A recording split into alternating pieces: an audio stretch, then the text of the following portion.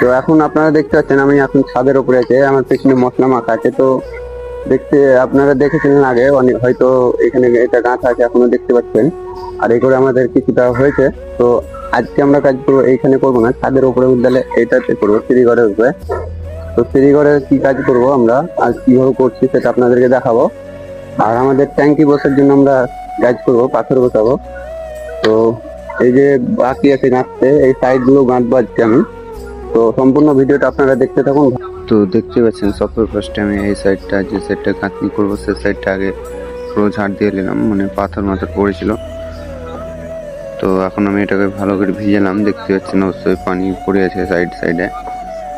তো গাঁথার আগে অবশ্যই কিলিং এবং গাঁথনিগুলো ভিজা দরকার। তো এই দেখেন আমাদের এক সাইড গাঁথনি হয়ে গেছে। তো এটা ডিজাইনটা এম সিস্টেমে হয়েছে, আপনাদেরকে নিচ থেকে দেখাবো আমি। এই সাইডটা গাঁথা চলছে, দেখতে পাচ্ছেন। কমপ্লিট হোক তারপর আপনাদের দেখাও। এই দেখেন আমাদের দু সাইড হয়েছে গাঁথনি। ওপরে অত হাইট না করলে হবে, এর কম ইটে আপনার ভালো ডিজাইন হয়েছে, দেখতে পাচ্ছেন। এখানে ট্যাঙ্কি রাখার জন্য এটা আমি গেঁথেছি। ট্যাঙ্কি এগুলো পাথর বসিয়ে দিব কমপ্লিট।